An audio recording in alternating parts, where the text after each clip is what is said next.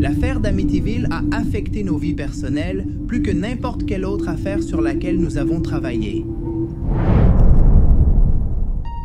En 1977, un livre allait sortir sur le marché et tout révolutionner.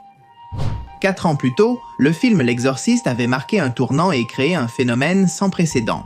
Le public voyait l'horreur d'un œil nouveau. Peu à peu, on cessait de le considérer comme un genre mineur et on commençait à voir les histoires d'horreur comme de grands catalyseurs des peurs humaines les plus profondes. Le livre qui nous intéresse, écrit par Jay Hanson. Il ne s'agissait pas d'une fillette possédée par le démon, mais d'une maison entière qui avait succombé à de terribles forces de l'au-delà.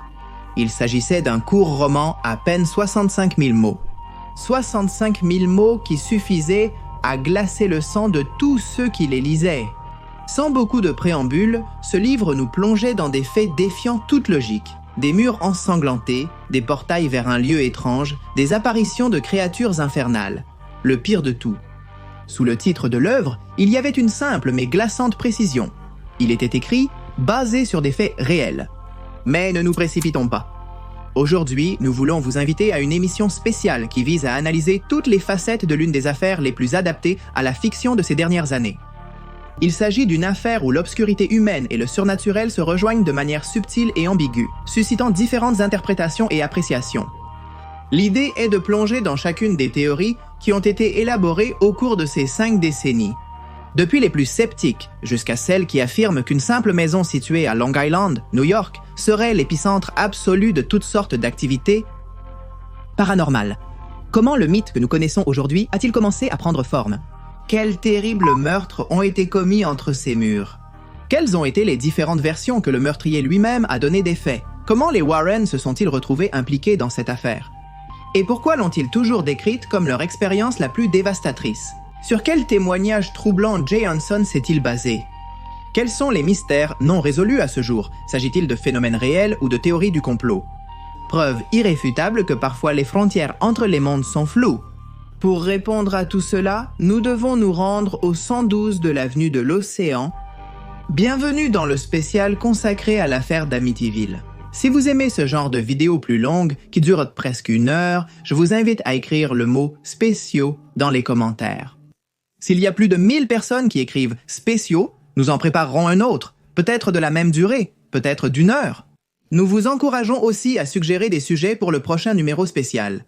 Nous en avons déjà eu un sur Columbine. Je ne sais pas si vous l'avez vu, nous allons vous le mettre à la fin. Et maintenant, nous avons celui-ci sur Amityville. Que diriez-vous d'un spécial retraçant tous les cas traités par les Warren au cours de leur carrière? Si vous le souhaitez, mentionnez-le dans les commentaires et n'hésitez pas à laisser des suggestions comme je l'ai déjà indiqué. Je vous invite aussi à vous abonner, à laisser un like et à activer les notifications si vous ne l'avez pas encore fait. Sans rien d'autre à ajouter, commençons.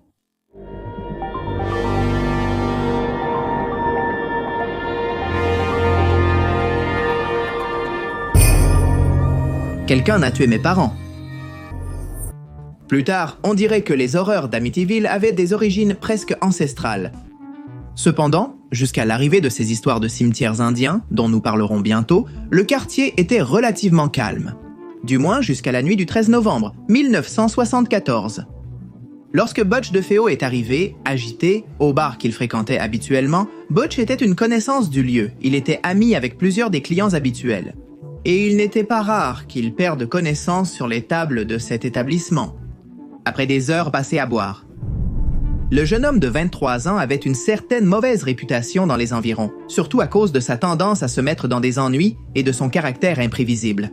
Quand il était sous l'effet de l'alcool, Cassie savait presque toujours se faire aimer de ceux qui parvenaient à entrer en relation avec lui.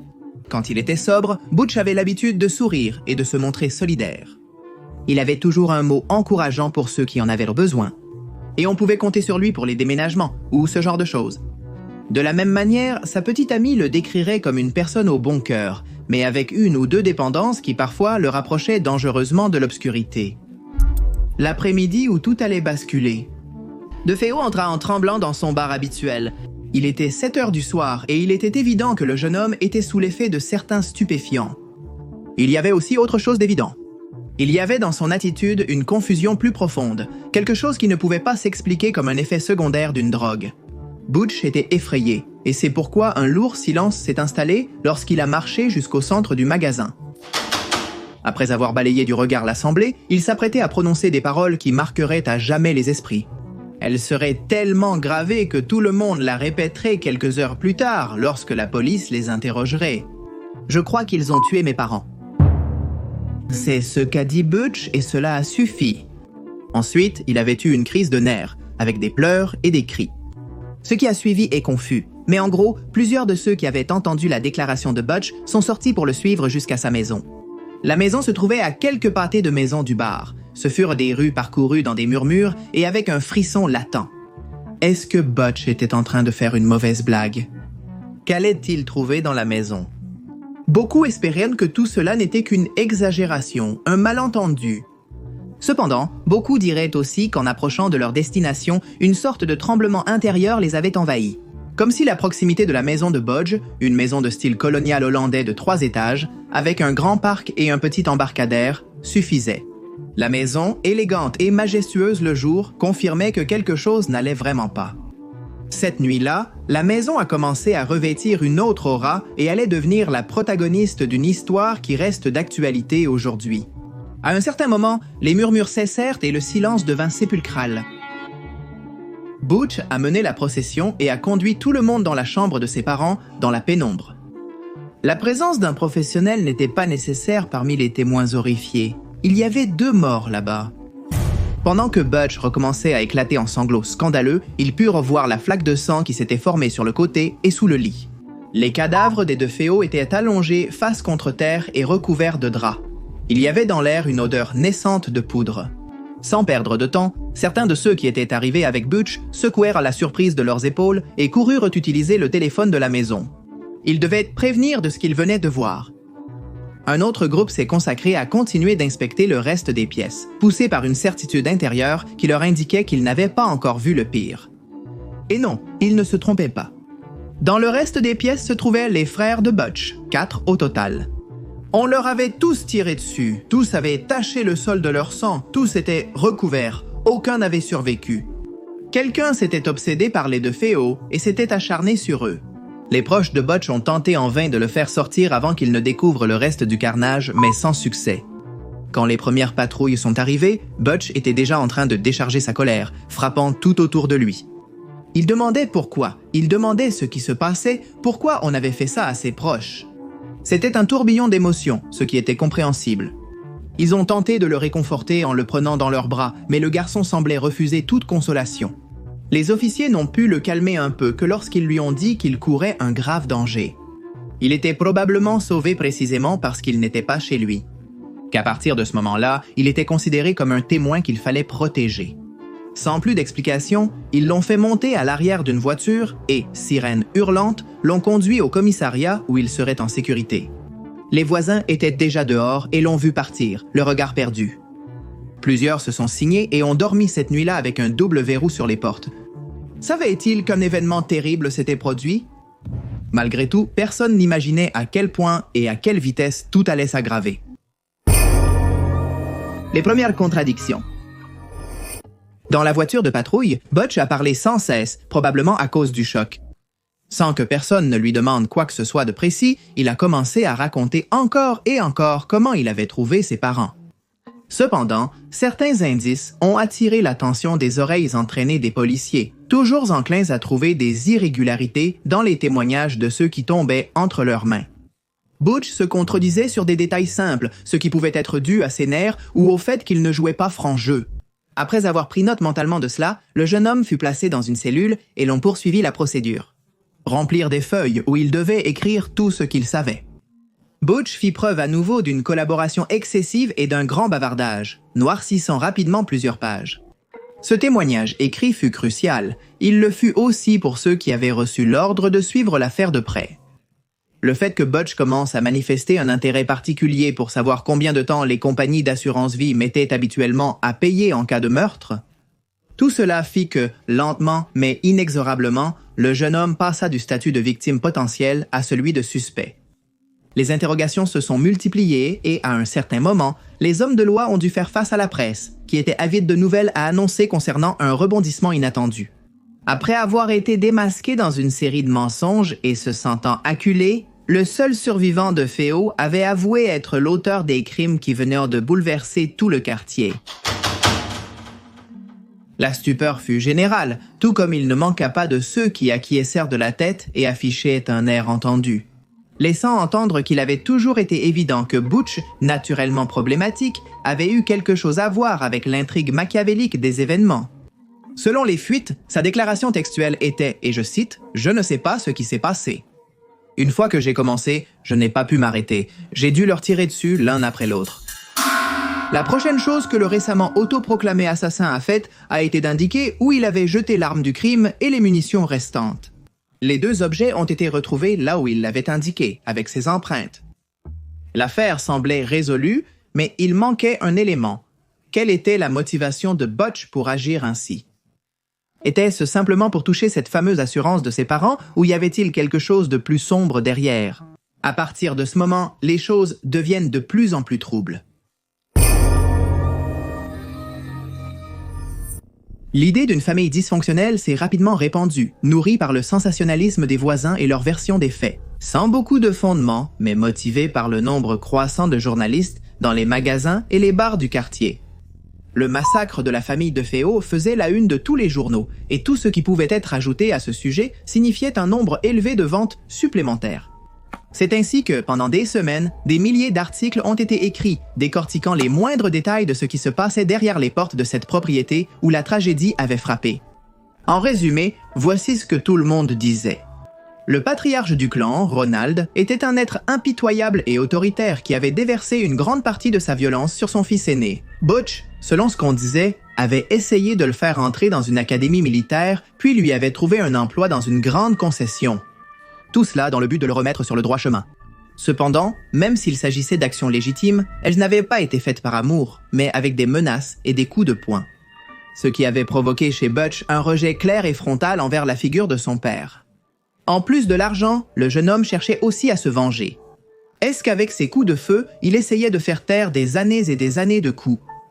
Mais si c'était le cas, pourquoi avait-il aussi tué ses frères? S'était-il laissé emporter par une vague de violence? Une autre version, jamais vérifiée, dirait que dans les jours précédant le meurtre, Butch aurait eu des relations avec l'une de ses sœurs mineures. Les anéantir tous était-il une façon de préserver ce vil secret? Le vendredi 8 novembre, 5 jours avant le massacre. On avait confié à Butch la tâche de déposer l'argent de son grand-père à la banque, mais le garçon n'avait pas réussi à mener le plan à bien. Il a déclaré avoir été victime d'un vol au commissariat le plus proche. Roland n'avait pas cru à cette version et avait accusé son fils de mentir. Ce désaccord entre les deux hommes de FEO était resté gravé dans la mémoire de plusieurs témoins présents au commissariat cet après-midi-là. Pour cette raison, l'événement est devenu presque iconique. Pour beaucoup, c'était la preuve définitive que Butch détestait ses parents, que ses parents le détestaient et qu'il y avait des conflits financiers en jeu. Affaire classée. C'est du moins ce qu'affirmait une partie de la population. D'autres ont commencé à se poser des questions un peu plus profondes. La question la plus fréquente était « Comment le garçon avait-il pu tirer sur tout le monde sans réveiller personne entre chaque meurtre ?» Interrogé à ce sujet, Butch a rapidement avoué avoir mis des somnifères dans le dîner de ses futures victimes. Donc, au moment d'appuyer sur la gâchette, ils étaient déjà tous sous l'effet des comprimés. C'était une explication plausible, mais il s'est avéré que les autopsies ont démontré que Butch mentait. Aucune des victimes n'avait de traces de tranquillisants dans leur organisme. On a supposé que le jeune homme avait utilisé un silencieux, mais on n'en a jamais trouvé. Les voisins de la propriété n'ont pas non plus entendu de coups de feu. Que se passait-il?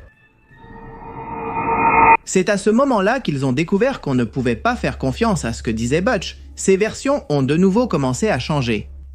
Parfois, l'histoire changeait dans des détails minimes et presque insignifiants, mais parfois, il changeait radicalement sa position et sa relation par rapport au meurtre. Soudain, de plus en plus de portes ont commencé à s'ouvrir, des portes qui impliquaient la mafia et un arrangement familial. La connexion avec la mafia. Quand Butch a évoqué les liens entre les membres de FEO et le crime organisé, ses interlocuteurs ont cru qu'il divaguait. Cependant, quelques brèves recherches ultérieures ont démontré que ce lien n'était pas une simple fabulation.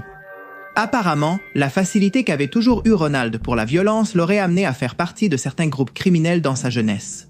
ce qui avait laissé sa famille et le milieu de Lampa liés de façon perpétuelle. Après avoir approfondi de vieux dossiers, les détectives ont découvert que du côté maternel, le casier judiciaire n'était pas non plus vierge. Le grand-père de Butch avait été associé à Carlo Gambino, le fondateur de la célèbre famille Gambino, l'une des 5 familles qui dominent le crime organisé à New York. Tout cela pouvait être corroboré grâce à certains journaux personnels, des photos compromettantes et quelques dossiers datant de plusieurs décennies. Ce qui ne pouvait être complètement vérifié était ce que Butch ajoutait. Selon le jeune homme, sa famille avait souvent été contactée par des membres de la mafia pour qu'ils se débarrassent de cadavres. Le garçon affirmait qu'on leur laissait souvent des cadavres dans les coffres des véhicules pour qu'ils s'occupent de les jeter dans des ravins ou de les brûler. Butch a indiqué que le clan avait tenté d'échapper à ses obligations plusieurs fois. À plus d'une occasion, mais toujours avec les mêmes résultats. Les autres lui rappelaient qu'utiliser, défier un ordre pouvait signifier être rayé de la carte. Et si c'était vrai que tout était dû à une suite d'événements malheureux, ceux de Feos s'étaient retrouvés au cœur de la tempête et dans la ligne de mire des mafieux les plus dangereux, et si c'était la bonne théorie... Certains avocats ont avalé leur salive avec difficulté et se sont demandé s'ils n'avaient pas entre les mains quelque chose de vraiment lourd. Le meurtre de la famille de Feo était-il le début d'un film menant au cœur d'un complot? Des gangsters? Boccia avait évité d'en parler au début, par peur. Devait-il redevenir un témoin protégé? Le jeune homme a soutenu à l'époque qu'il avait assumé toute la faute par peur d'être assassiné par son grand-oncle paternel, Peter de Feo, un chef mafieux de la famille génovaise. Cependant, alors que tout devenait de plus en plus complexe, l'absence de pistes solides a rapidement transformé les possibilités en impasse. De plus, Bosch s'est encore contredit. L'affaire impliquant des familles mafieuses s'est évaporée, avant même de se concrétiser. Au fil du temps, de nombreux spécialistes ont affirmé que le lien entre les deux Feo et certaines familles influentes était réel, bien que cela reste intriguant. Il est tout aussi vrai que, selon les soi-disant codes mafieux, des tueurs à gages italiens n'auraient jamais abattu des enfants. Plus tard, Bocci a de nouveau reconnu être l'assassin, mais il a affirmé avoir agi avec d'autres personnes. Cette hypothèse a été soutenue par les enquêteurs, qui sont arrivés à la conclusion que 2 ou plusieurs assaillants expliquaient mieux les faits. La raison pour laquelle la famille ne s'était pas réveillée avec les coups de feu. Une fois de plus, ces allers-retours ont soulevé plus de questions que de réponses, donnant lieu à de nombreuses rumeurs. Certains ont parlé d'armes qui auraient été trouvées près de la scène du crime, d'ombres qui se seraient déplacées la nuit près de la maison des deux Feo. Avec qui Butch s'était-il allié? Pourquoi? La seule chose solide dans toute cette affaire, c'est que le seul impliqué ne cessait de faire obstruction à la justice. Avec de plus en plus de ramifications, de moins en moins vérifiables. En fait, à un certain moment, Butch en est même venu à dire que le véritable cerveau derrière le massacre n'était autre que sa sœur Dawn. Complot familial. Selon cette nouvelle version qui est devenue très populaire avec le temps, Dawn avait dit à Butch qu'elle voulait se débarrasser de leurs parents, de Ronald, pour des raisons évidentes. Elle en avait assez d'être maltraitée par sa mère, qui était une complice silencieuse. Butch avait accepté de l'aider et avait assassiné leurs parents pendant que l'autre s'occupait de ses frères et sœurs. Elle empêchait qu'ils sortent de leur chambre, évitant ainsi des témoins inutiles. Cependant, après avoir rempli sa part du plan, le jeune homme avait découvert que Dawn avait tué le reste des petits. Butch n'avait pas pu le supporter et l'avait tué. Ensuite, il avait mis en scène toute la scène telle que tout le monde la trouverait plus tard, par peur que personne ne le croie. Cette théorie était-elle compatible avec celle d'une possible relation incestueuse? S'agissait-il de 2 frères qui avaient voulu couper net les racines d'un arbre généalogique entaché de sang? Pendant des années, on a soutenu qu'il y avait effectivement une trace de poudre sur Dawn qui aurait pu correspondre à des tirs effectués par elle. On a appris par un petit ami de la jeune fille qu'elle voulait partir depuis des mois et qu'il était vrai qu'elle détestait Ronald et sa mère. On a également retrouvé ses cahiers de classe, où elle avait noté les paroles d'une chanson censée être humoristique et intitulée « La nuit où les deux Feo sont morts », c'est-à-dire « La nuit où les deux Feo sont morts ». Butch a assuré que le travail que Dawn lui avait confié, il l'avait fait avec un ami. En voyant comment tout s'était terminé, il s'était enfui à toute vitesse. Ce nouvel enchevêtrement a même été soutenu par un écrivain qui a affirmé avoir rencontré le présumé meurtrier. Mais tout s'est terminé en scandale lorsque, depuis la prison, Butch lui-même a tenté de poursuivre l'homme et son ex-femme pour diffamation. Plus de 800 personnes ont assisté aux funérailles de la famille de Feo à l'église Saint-Martin de Tours, à Amityville. Des centaines d'autres curieux se sont entassés à l'extérieur. Tous murmurèrent dans les coins, partageant ce qu'ils savaient, échangeant des informations. Certains disaient que la police cachait des détails, qu'en réalité on avait découvert des traces de sang dans toute la propriété. Quelqu'un avec une grande influence sociale et politique ne voulait pas que la vérité soit révélée, pour une raison inconnue. Le procès de Butch a commencé le 14 octobre 1975. Le psychiatre de l'accusation, le Dr Harold Solon, a soutenu que même si DeFeo consommait de l'héroïne et du diéthylamide de l'acide lysergique et souffrait d'un trouble de la personnalité antisociale, il était conscient de ses actes. Au moment du crime, le juge Thomas Stark déclara que les crimes de DeFeo étaient, je cite, « les meurtres les plus atroces commis dans le comté de Suffolk depuis sa fondation ». Cependant, le seul accusé et son avocat de la défense, William Weber, avaient encore un atout dans leur manche.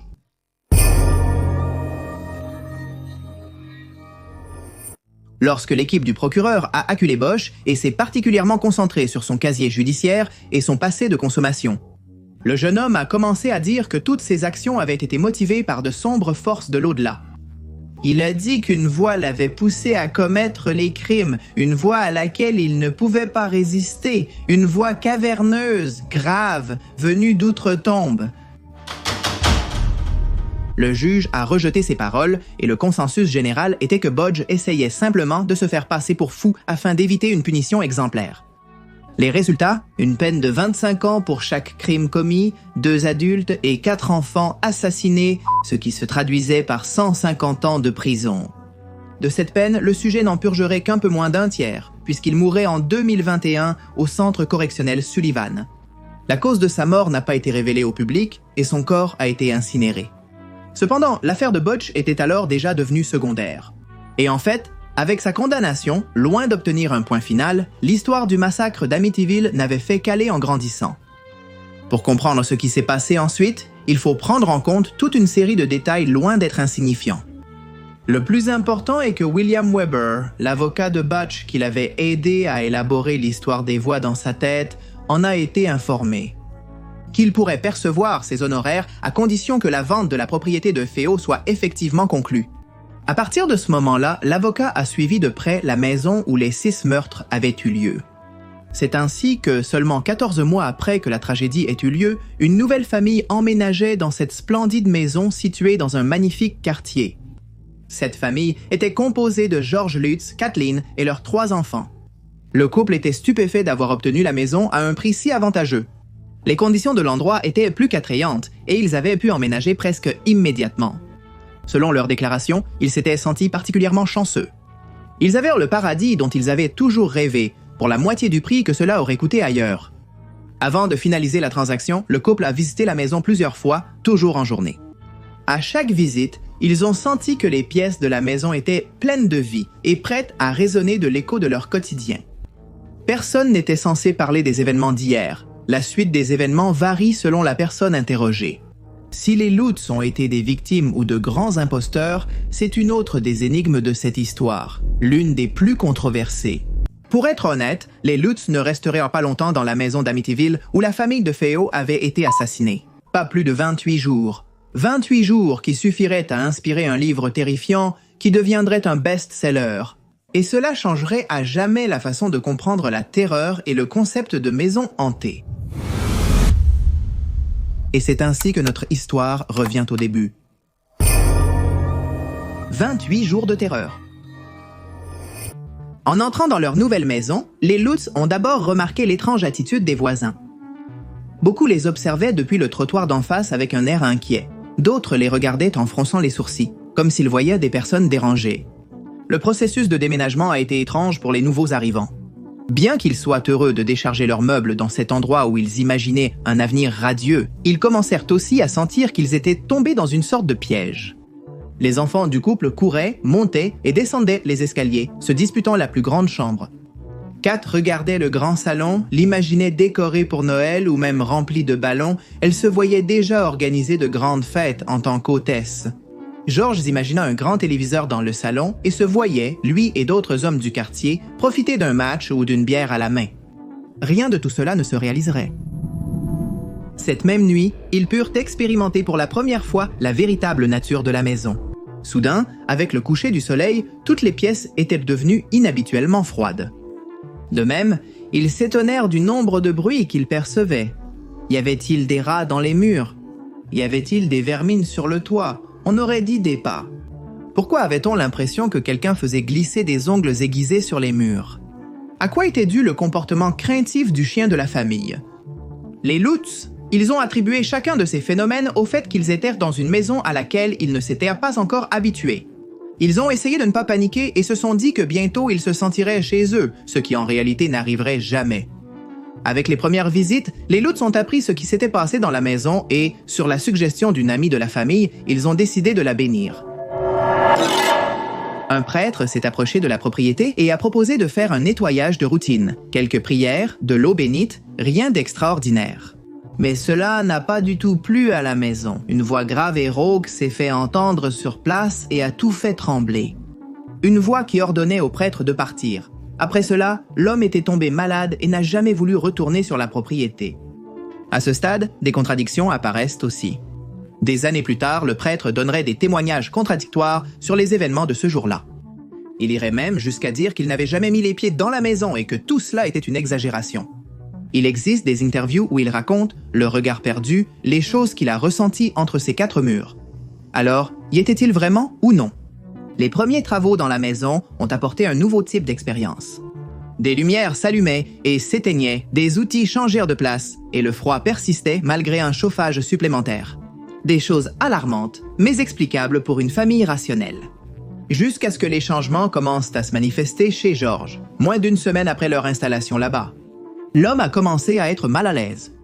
Il n'avait pas faim, il ne pouvait pas bien dormir, il souffrait de maux de tête et des pensées sombres l'envahissaient.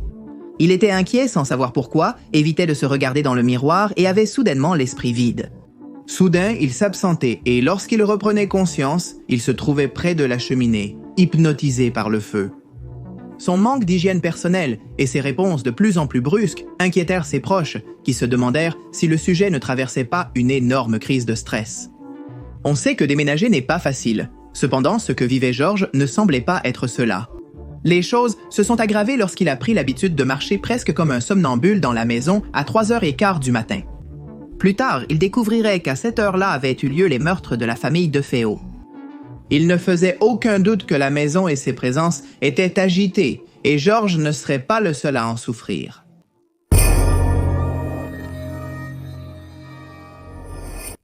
Environ au 10e jour de leur présence là-bas, les Lutz ont tenté de faire un autre exorcisme en vain. À cette période, la Benjamin a évoqué son nouvel ami imaginaire. Un cochon volant gigantesque aux yeux rouges effrayants, peut-être issu de l'imagination débordante d'un enfant. Mais alors, comment expliquer que George avait vu ces mêmes yeux l'observer depuis l'une des fenêtres de sa chambre? Y avait-il vraiment une présence avec de telles caractéristiques? Dans sa demeure, Kathleen commença à faire des cauchemars. Elle rêvait des meurtres qu'on lui avait dit s'être produits là-bas. Ses rêves étaient très réalistes et détaillés. Était-ce dû à son imagination? C'était possible, mais comment Katie pouvait-elle rêver de choses qui n'étaient pas connues du public? Oui, car plus tard, on a découvert que les détails que la femme donnait figuraient dans des rapports de police qui n'avaient jamais été communiqués à la presse. Que se passait-il? Il est aussi devenu courant pour la femme d'entendre les cris des victimes. Des cris déchirants qui la réveillaient au milieu de la nuit et la laissaient le cœur battant, et la sensation que la prochaine à mourir serait-elle. Dès la 2e semaine, des taches sont apparues sur les murs. D'abord, c'était un liquide verdâtre qui semblait émerger des coins, peu importe combien il nettoyait. Puis, un liquide noir et épais s'est mis à sortir des toilettes, probablement à cause de problèmes de construction. Ces problèmes pouvaient-ils aussi expliquer que les portes et les fenêtres s'ouvraient toutes seules la nuit? Une chambre d'enfant s'est soudainement remplie de mouches. Leur bourdonnement était assourdissant tellement elles étaient nombreuses. Il s'agissait de mouches qui ne partaient pas, même si ce n'était pas la saison des mouches. Aucun poison ne servait à les chasser ou à les tuer. Vers le 20e jour, à peu près, Cathy trouverait une porte secrète qui menait à une pièce entièrement rouge, sans fenêtre, d'où émanait une odeur nauséabonde. Immédiatement, les Lutz ont su que des rituels avaient eu lieu là. Le chien de la famille s'est mis à hurler désespérément en voyant l'endroit. Autour de la maison, des traces qui ne semblaient pas humaines ont commencé à apparaître dans la neige. Il est également devenu habituel d'entendre des bruits d'activité sexuelle intense sans vraiment savoir d'où ils provenaient. C'était comme si le son était partout et nulle part à la fois. À un certain moment, George a commencé à avoir la sensation que la maison respirait, qu'elle bougeait, qu'elle les avait avalés et qu'elle était en train de les digérer. Comme pour lui donner raison, les murs ont commencé à se fissurer. Les portes ne faisaient plus que s'ouvrir ou se fermer. Elles sautaient carrément de leurs gonds. Le comble fut lorsque Katie a lévité au-dessus de son lit et a senti que des mains voulaient l'attraper. Il était évident qu'il devait partir. Quelqu'un a soutenu que la cause de ces phénomènes ne résidait pas seulement dans le massacre des DeFeo perpétré par le fils aîné. On disait que sur ces terres se trouvait un ancien cimetière indien et que les esprits erraient encore dans les environs. Plus tard, on a dit que les membres des tribus Shinnecock ou Montauk avaient utilisé l'endroit non pas comme cimetière, mais pour y enfermer et laisser mourir les malades et les fous. L'histoire selon laquelle le terrain sur lequel se trouvait la maison avait été inauguré par une habitation construite par un certain John Catchum est devenue tout aussi célèbre. On pensait que John avait été banni de Salem, sa ville natale du Massachusetts, pour avoir fait de la magie noire. Certains journaux affirment qu'à sa mort, l'homme avait demandé à être enterré dans la cave de l'endroit. La terre était-elle alors maudite?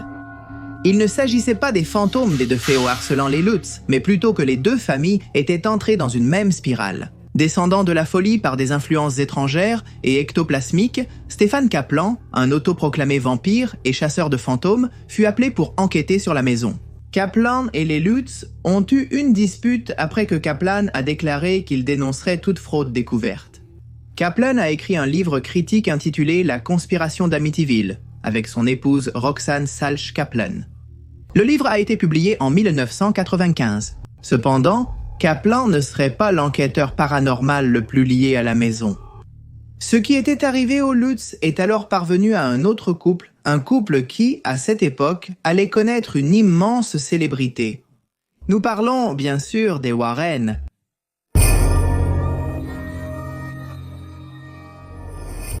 Longtemps après ces événements, que ce soit en conférence ou en entretien, la mythique Lorraine Warren ne se lasserait jamais de répéter qu'Amityville avait été l'affaire la plus dévastatrice de sa carrière. Elle l'a toujours dit d'un ton lent et avec une certaine horreur dans le regard, comme si une partie d'elle était encore d'une certaine manière ancrée à ces événements.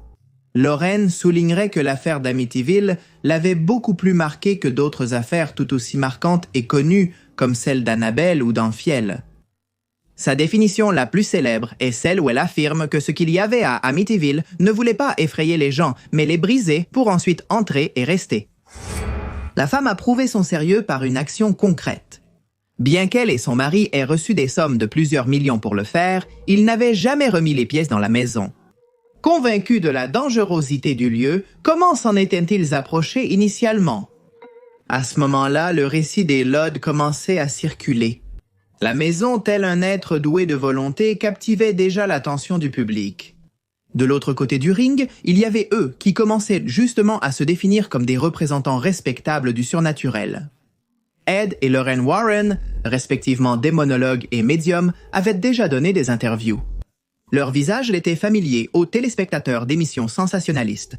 Et en 1952, ils avaient fondé la Société de recherche psychique de la Nouvelle-Angleterre, le groupe de chasseurs de fantômes le plus ancien de la Nouvelle-Angleterre. Avec un tel pédigré, ils semblaient être les seuls capables de donner une explication à ce qui se passait dans ces contrées. Tout d'abord, ils ont apporté de la tranquillité au public. Ils ont profité de l'occasion pour rappeler à tous ceux qui voulaient bien les écouter qu'ils avaient déjà parcouru des églises maudites et des villages envahis par le mal. De la même manière, ils avaient déjà combattu des entités qui refusaient de quitter ce plan ou qui, tout simplement, étaient en train de l'envahir. Ils avaient regardé dans les yeux des personnes possédées. Non seulement ils étaient instruits dans des sujets peu conventionnels, mais ils étaient aussi courageux. Ou du moins, ils l'étaient jusqu'à l'affaire d'Amityville. Dès lors, ils devinrent plus prudents. La nuit du 6 mars 1976, Ed et Lorraine Warren sont arrivés à la maison avec une équipe de la chaîne de télévision Channel 5.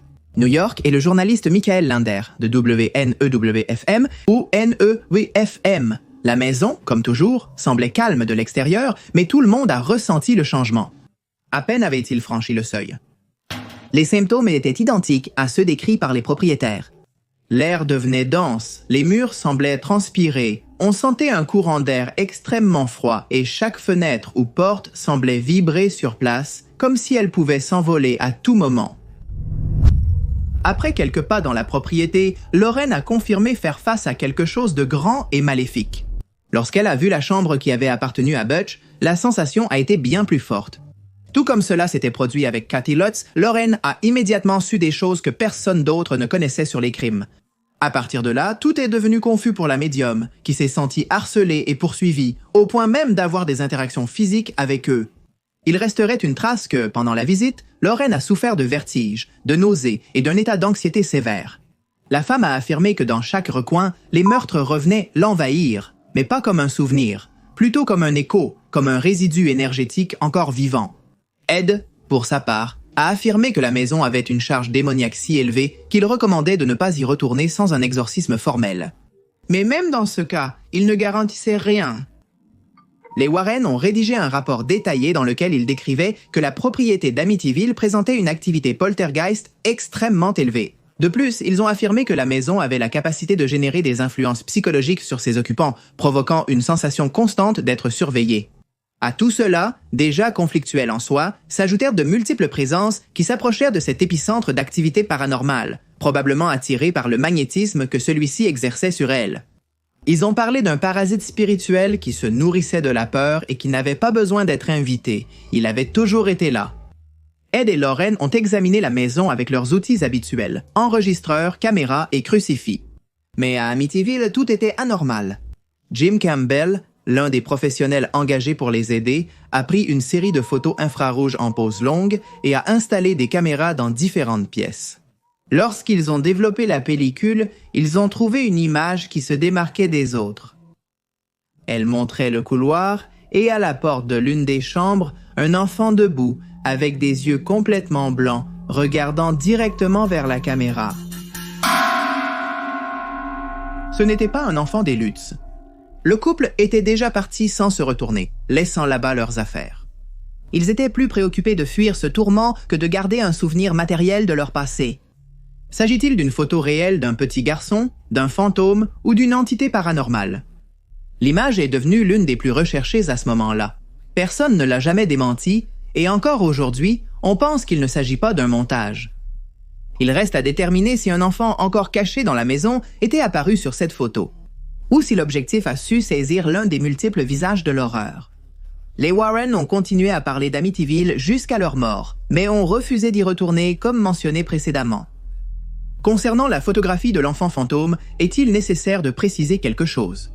Elle n'a été rendue publique qu'en 1979, lorsque George et Katie Lutz l'ont montrée dans l'émission The Merv Griffin Show, pour promouvoir la sortie d'un film basé sur leurs expériences.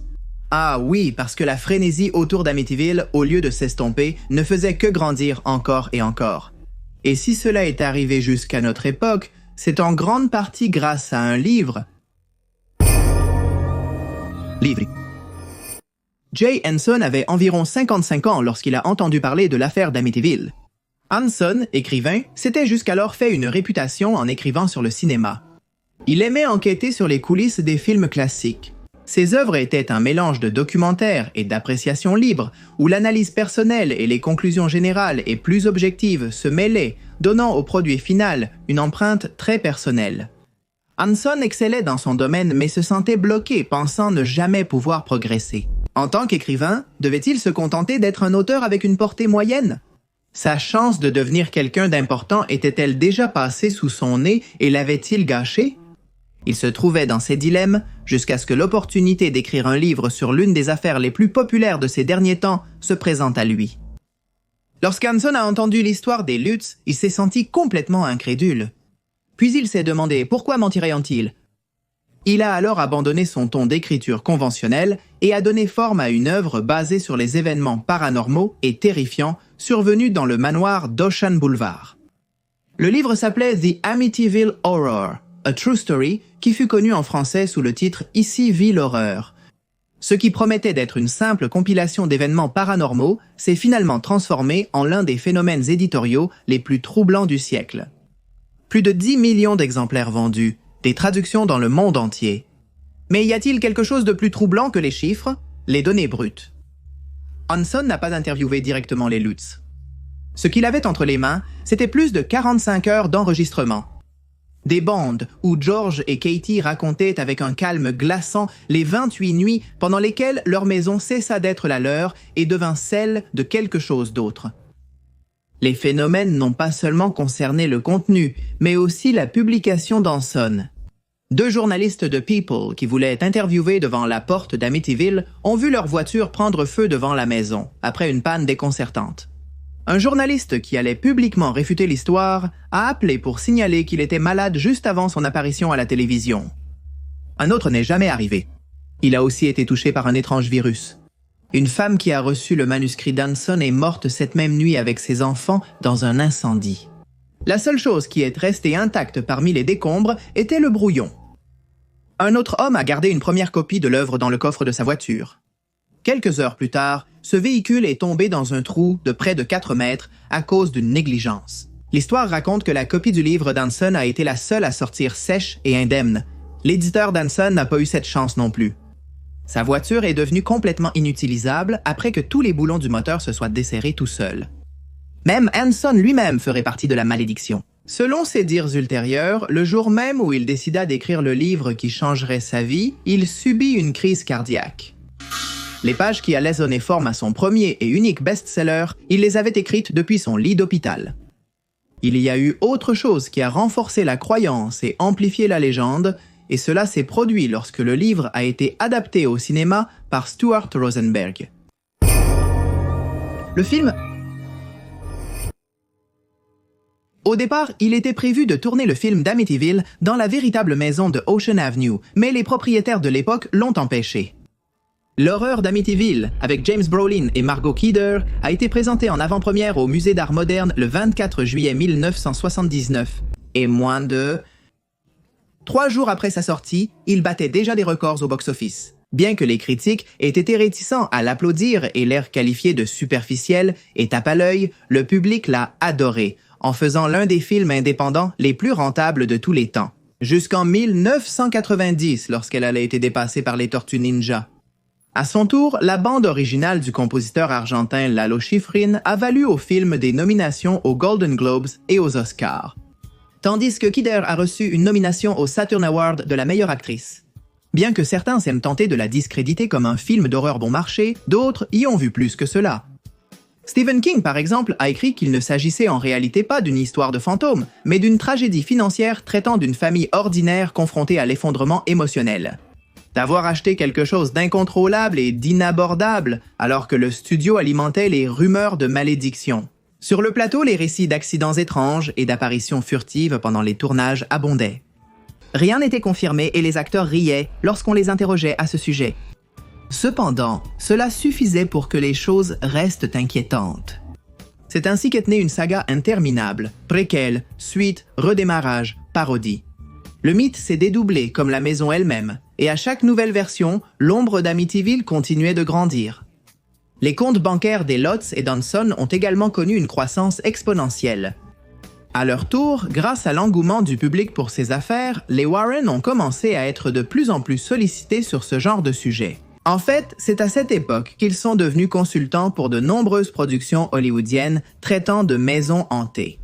Les réalisateurs et scénaristes exploitèrent leurs connaissances pour créer des fictions plus réalistes et terrifiantes. Au milieu de toute cette énorme franchise qui avait été créée, il y avait quelqu'un qui n'était pas très heureux, quelqu'un qui se considérait comme escroqué.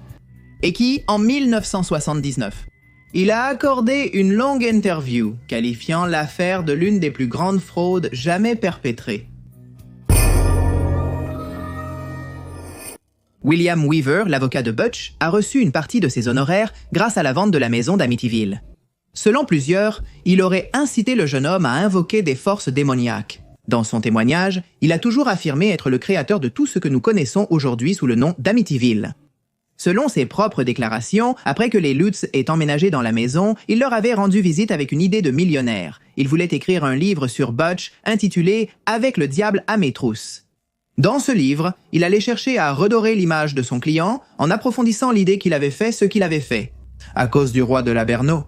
À cette fin, Il avait besoin que la famille Lutz l'aide, en racontant que ses jours dans la propriété avaient été un véritable chaos. Weber leur aurait dit que s'il menait à bien cette campagne de marketing engagée et risquée, le livre serait un succès et rapporterait de gros bénéfices. De plus, il avait aussi considéré une potentielle adaptation au cinéma. Il n'avait laissé aucun facteur en dehors de ses spéculations. Pour que tout paraisse convaincant, était-il prêt à donner aux Lutz des informations confidentielles sur l'affaire de Féo? Weber soutenait que son ambition, bien que minutieusement planifiée, la condamnait. Lui et les Lutz ne se sont jamais mis d'accord sur la façon de partager le futur butin. Alors, les Lutz l'avaient trahi et avaient vendu son idée à Jay Hanson. Le reste appartient à l'histoire. La stratégie d'un avocat pour profiter de la souffrance de son client était-elle réelle? C'était devenu une histoire d'horreur sans précédent que beaucoup considéraient comme réelle? Tout cela ne venait-il pas de la réalité, ni du travail d'écrivains imaginatifs, mais de l'esprit d'un homme vil dédié au droit? Interrogé, Hanson déclara qu'il ne s'agissait que de fabulation. D'un homme qui avait été près d'un immense gâteau et qui maintenant se plaignait de ne pas pouvoir en goûter une bouchée. De la même manière, l'écrivain assura qu'il n'avait jamais porté de jugement de valeur sur les Lodz, qu'il s'était contenté d'amplifier ce qu'ils avaient raconté. Lorsqu'on lui demandait s'il croyait que des choses vraiment sombres se passaient à Amityville, Hanson répondait toujours la même chose, et je cite. « Je n'ai aucune idée de si le livre est vrai ou non, mais je suis sûr que les Lutz croient que ce qu'ils m'ont dit est vrai. » Hanson mourait en 1980, moins de 3 ans après avoir atteint la popularité dont il avait toujours rêvé. Nombreux sont ceux qui soutiennent que sa mort a été l'apothéose de toute la malédiction. Conclusion. Rien de ce que les Lutz ont raconté n'a été confirmé par ceux qui ont vécu ensuite dans la maison d'Amityville. Aucun voisin n'a rien vu d'étrange et la police n'a jamais reçu de plainte. D'après les relevés météo, aucune neige n'était présente le jour où le couple dit avoir vu des traces démoniaques. Les autochtones Yangkong locaux ont rejeté l'affirmation selon laquelle la maison aurait été construite à un endroit où la tribu aurait abandonné des malades mentaux et des mourants. Beaucoup, ajoutés à l'interprétation que King a su faire du film original, suggèrent que les Lutz ont abandonné la maison parce qu'ils ne pouvaient pas payer l'hypothèque ni les impôts. George et Kathleen se sont séparés au milieu des années 80 et ont toujours gardé de bonnes relations. Elle est décédée en 2004, lui en 2006. Ils ne sont jamais revenus sur certaines de ces interviews qu'ils ont données pendant des années, alors qu'ils étaient devenus des figures clés des émissions consacrées au mystère. George a tout résumé de la façon suivante, et je cite, « Nos détracteurs sont des personnes qui ne sont jamais venues dans la maison, seulement des gens qui ont lu un livre. » L'intéressé était certain que quiconque visitait la sombre propriété pouvait témoigner que rien là-bas n'était normal.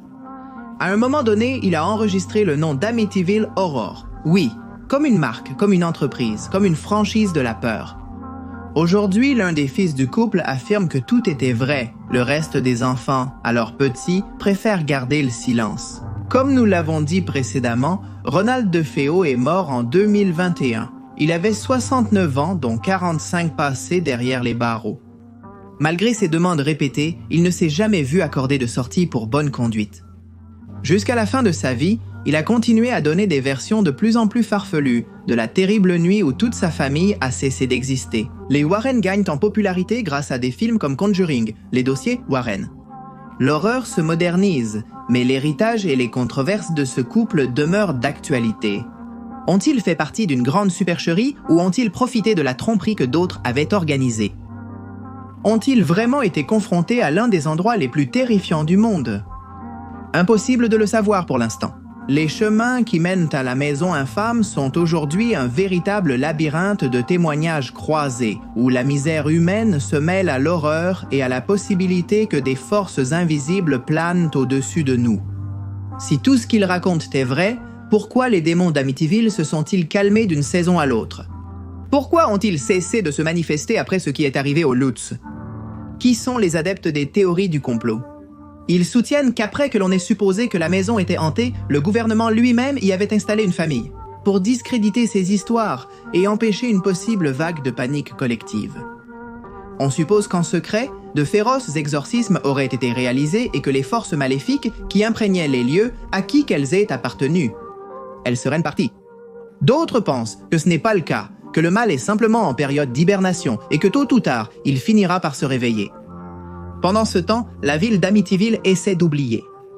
Les habitants ont changé le numéro, modifié les ouvertures et repeint l'extérieur de la maison. Ils ne la mentionnent même pas dans la liste de leurs lieux les plus connus et essaient d'effacer toute référence à elle dans les guides touristiques. Ça a marché, non? La maison est toujours là, attirant les curieux qui espèrent avec impatience être les prochains à voir quelque chose d'étrange à travers l'une de ses fenêtres. Parfois, certains affirment ressentir quelque chose d'étrange en regardant la maison, comme si elle respirait ou attendait quelque chose. Cela peut être notre imagination, bien sûr, ou l'instinct de survie, nous indiquant que parfois, il vaut mieux ne pas s'occuper de certaines choses,